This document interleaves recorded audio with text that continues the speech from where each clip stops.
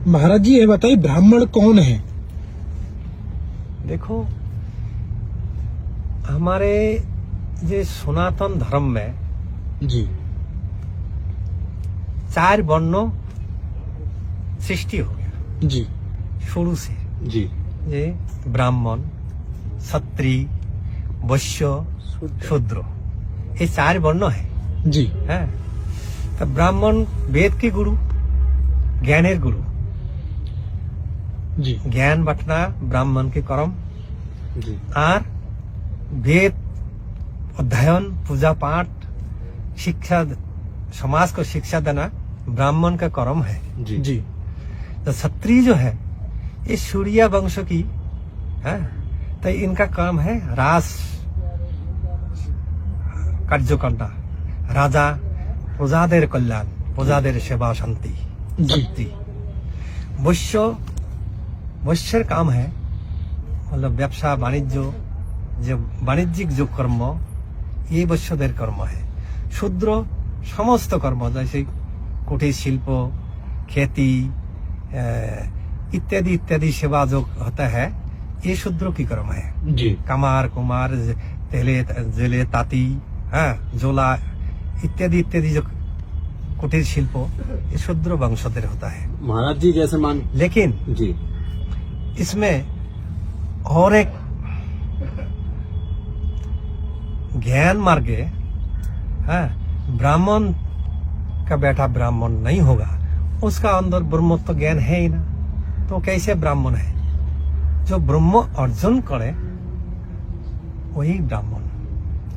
वो चूड़ा की बेटा हो, चाहे चमार की हो, और ब्राह्मण की हो, और वैश्य की हो, और शूद्र की हो, उच्च जाति की साथ नहीं है जो ब्रह्म ज्ञान लाभ किया। जैसे ही देखो महाभारत युद्ध का टाइम, जी महाभारत जब युद्ध हो गया 100 भाई और 5 भाई, जी संजय शूद्र वंश की बेटा है, जी तो उसका दिव्य ज्ञान धृतराष्ट्र अंधो राजा है, उसको बता रहा है देखो अर्जुन और कृष्ण लड़ाई कर रहा है, तो अर्जुन तो जड़ सरो भाव में नहीं करने चाहते हैं, तो कृष्ण कल उठाओ गांडी, मार मार मार, और वही धृतराष्ट्र को दिखा रहा है युद्ध मैदान में क्या हो रहा है। जी वो संजय दिव्य ज्ञान से देख रहा है। तो संजय तो शूद्र वंश के बेटा, जी लेकिन उसका ज्ञान ब्रह्म ज्ञान वो लाभ किया है, जी तो वो उसका दर्शन हो रहा है, वो देख के बताते हैं। लेकिन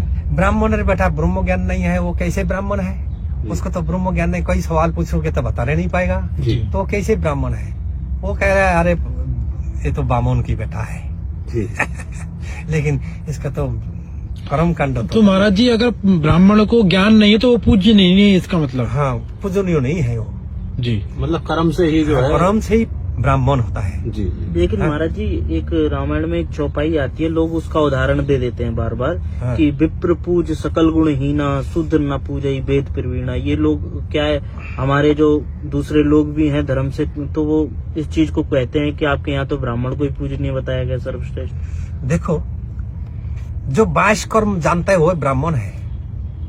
22 कर्म ब्राह्मण, ठीक है, आपका शब्द ठीक है, ब्राह्मण पूज्य है, लेकिन आपको ब्रह्मत्व ज्ञान नहीं है तो आपको कैसे ब्राह्मण माना जाएगा?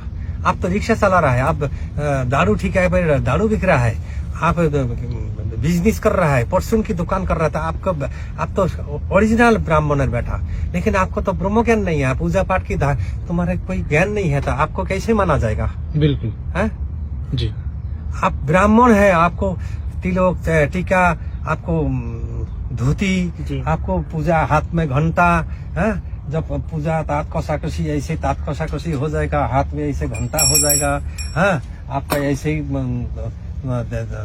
दीप जलेगा, ये लेके आप जब हर टाइम कीर्तन करोगे तो आपको पूजनीय, आप ब्राह्मण, आप पूजियो, जी। लेकिन आप ब्राह्मण बैठा बटे, मतलब ये किसी से आपको ज्ञान नहीं है तो आपको कैसे माना जाएगा?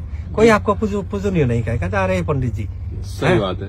आचार्य भी उसे कहा जाएगा जो शिक्षित करे, जो शिक्षा दे। हाँ, जो शिक्षा नहीं देना जानेगा, आपको शिक्षा देने का ज्ञान नहीं है तो आपको कैसे माना जाएगा ब्राह्मण? आपको पूजनीय कैसे कहेगा?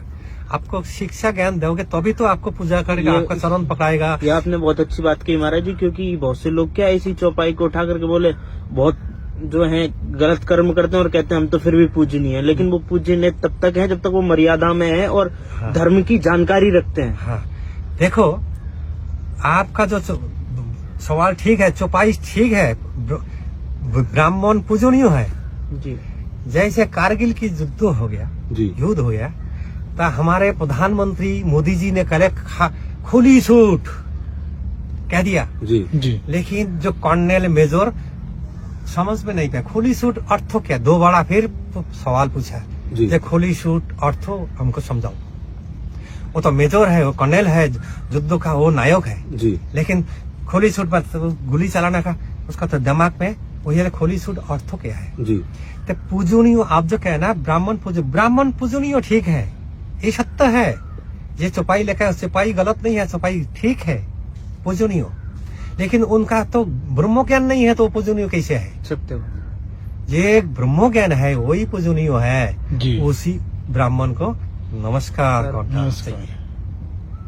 हाँ, आप उसे नमन कर सकते हैं, प्रणाम हाँ। कर सकते हैं, हाँ, लेकिन पूजनीय वंदनीय नहीं, मतलब वो तभी होगा जब उसमें कर्म हो। कर्म है। और और हमारे जो और जो जात के हैं और जो उनकी अगर वो ज्ञान रखते हैं तो वो पूजनीय है, हाँ, फिर वो पूजनीय है। हाँ, जैसे ही उदाहरण हमने दिया है जी। संजय बिल्कुल। शूद्र वंश की बेटा है। बिल्कुल बिल्कुल। वो तो धृतराष्ट्र, अंधो धृतराष्ट्र को जो 100 भाई की बाप है, दुर्योधन, दुशासन, निशासन, कुशासन, इसका बाप जो अंध धृतराष्ट्र, उसको ज्ञान दे रहा है कि कृष्ण और अर्जुन ऐसे ही हो रहा है। कृष्ण गुड़ा कृष्ण में बैठे हैं, धनुर्बाण नहीं उठा रहा है, क्यों? जब मैं किसको मारूंगा? संजय वहां से देख के वो धृतराष्ट्र राजा को समझा रहा है, तो उसका ब्रह्म ज्ञान है। जी वो तो शूद्र वंश की बेटा है संजय, सत्य बात है। वो ब्रह्म ज्ञान लाभ किया है, वो समझा रहा है। ज्ञानी की और साधु की कोई जात नहीं होती। ना ना ना ना, ऐसे ज्ञान साधु की कोई जात नहीं। साधु कोई भी जात से हो सकता है। वो भी है ना, जात ना पूछो हाँ। साधु की पूछ लीजिए ज्ञान। ज्ञान मूल करो तलवार हाँ। का पड़ा रहने दो म्यान। तो वही तो भगवान विष्णु गीता में क्या लिखा है, जब ममो अंश चतुर्वर्ण, तो मेरे अंश चारों वर्ण है। जी जी जी। हाँ, किसी को बड़ा किसी को छोटा मैं नहीं करता हूँ, मैं तो सब मेरे शरीर से ही हुआ है, लेकिन कर्म से